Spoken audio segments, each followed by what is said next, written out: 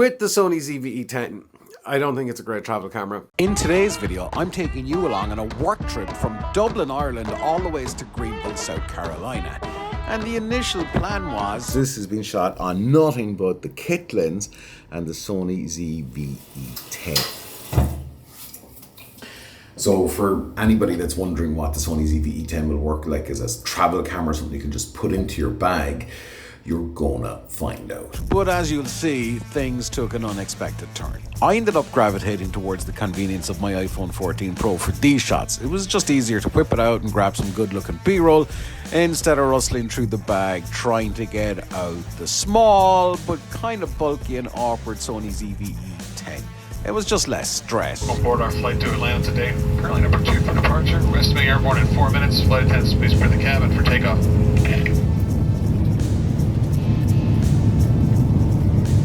After arriving in Atlanta, I managed to capture some footage of the drive to Greenville with the Sony ZV-E10. However, at this point I was kind of realizing that I had no real kind of narrative, and the direction in the footage was I was hampering my motivation. I was thinking, like, what was the point?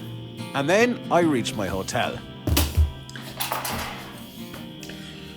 Welcome to Greenville, South Carolina. We're actually here for work. There's Egon's over there. Yep. Yeah. You might remember Egon from the Dallas vlog, the Abu Dhabi video, and so on and so forth if you've been around for a while. So we've got a whole load of gear. We're actually here to shoot a customer testimonial with Teamwork, which we're doing tomorrow, but today is B-roll day. Work was obviously the focus here, but I did whip out the Sony ZV-E10 for some slow motion B-roll.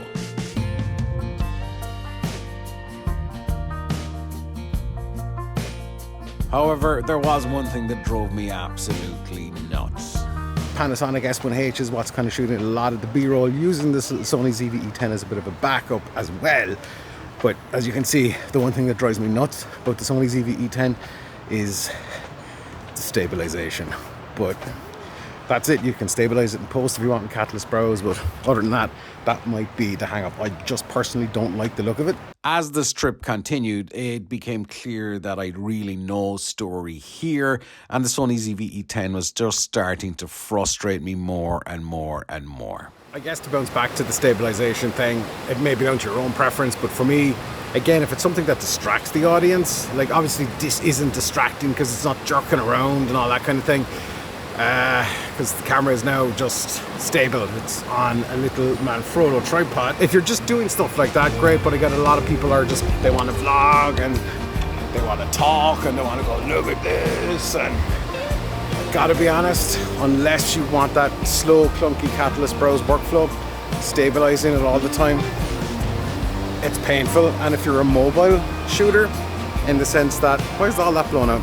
If you're a mobile shooter, in the sense that you edit on an iPad and stuff, that's more than likely a non-runner, because to the best of my knowledge, there is no kind of, mobile version of Catalyst Browse. And then we had a really epic testimonial, and myself, Egon, and V headed back for a 3-hour drive to the airport in Atlanta through horrific conditions.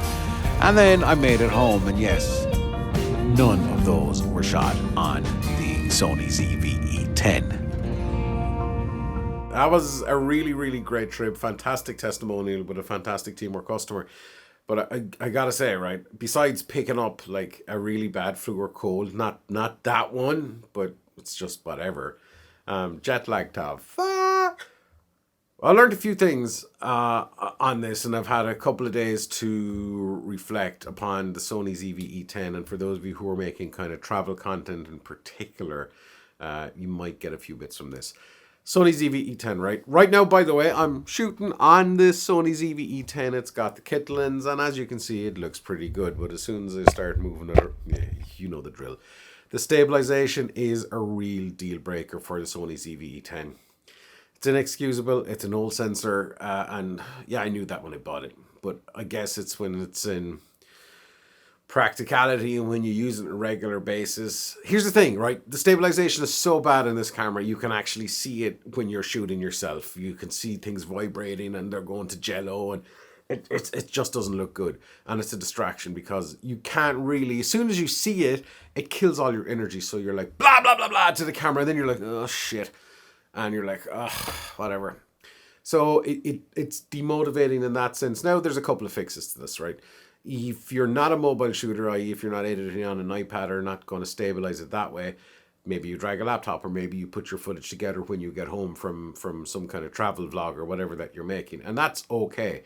Catalyst Browse is a great piece of software, but it's incredibly clunky. It's very, very slow, and if you pay for it, then you can actually batch render out the stuff, but it's still very, very slow to render. Stabilization is good because it reads the gyro data from the camera. It's not perfect, and it does crop in, so depending on how you frame the footage, it could screw you up. Speaking of screwed up, Premiere Pro has broken me in half today. But anyway, that's another story for a very different video, which will involve me punching things. With the Sony ZV-E10, I don't think it's a great travel camera. So either you stick with one lens or you bring a whole bunch of lenses. And I know from reading a lot of comments, most of you do not like to travel with a whole ton of stuff.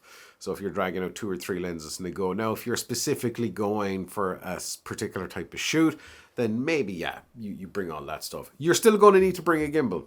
You're absolutely going to have to need to bring a gimbal with the Sony ZV-E10. Otherwise, I don't see the point, to be honest. And that's extra. If you have something like a decent phone, like I have an iPhone 14 Pro, and it shoots really, really good video, it's still very sharp looking. It's still phone footage looking. It doesn't have that kind of, I don't know what's the word, smoothness. It just doesn't have the look of something like a camera that actually you put a proper lens onto. And that's the advantage with the Sony ZV-E10. You can put whatever lens that you want into the camera. But that's also the downside, because that means you have to drag all these other bloody lenses with you, which, depending on what you're doing, no. A GoPro could be just as efficient and probably better in a lot of cases if you're happy with that GoPro look. Here's the other thing that I learned, right? So this was a work trip, completely focused on the work side of it. And when you're trying to crowbar in something else around that, it doesn't really work. It might work if you have a proper narrative built out in your head. And in my head, I really didn't.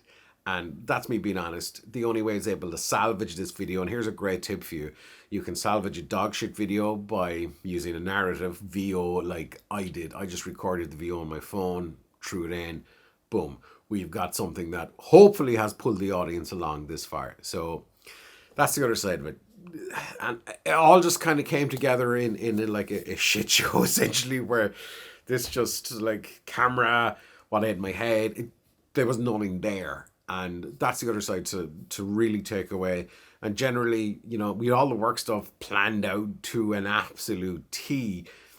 But this stuff, I was like, yeah, I'll pull it off. I'll just wing it, you know, for like 5 minutes here, 5 minutes there. It doesn't work like that.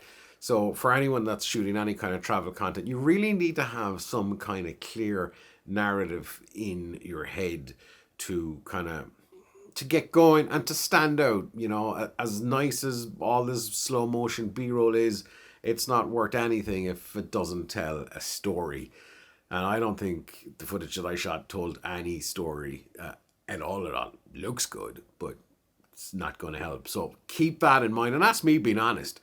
The only way to fix this video was to have this part, and as I said, put in some narrative crap at the start to pull folks along. Otherwise, there was nothing to it. But there's a tip for you to help you maybe stand out or fix footage that's just not going to do anything for you, because I know there's a tendency to overshoot when you go on holidays or when you go on vacation or when you go on a trip.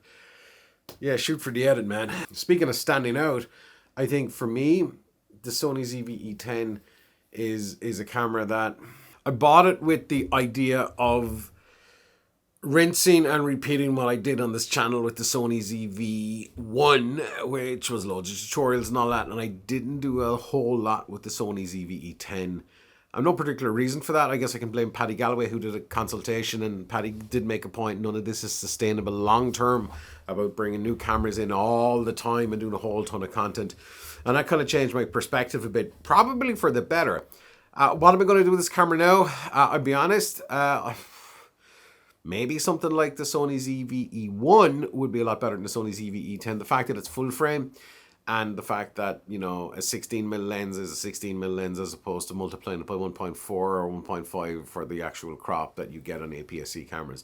Not a big deal. I'm probably going to hang on to it, but I think these are things that you know, I don't use this camera out a lot. The Sony ZV-1 was the first one that I would always bring. Stabilization is good in it. It's a really great camera. Battery isn't good, but yeah, I don't know. This has been a rambling, flu-induced video. If you have made it to this point, thank you very much. Hopefully that you've learned something. And yeah, I don't know, man. This YouTube stuff is hard. Yep, this YouTube stuff is hard. Wearing me out these days. Really is wearing me out over the last 2-3 months. But yeah.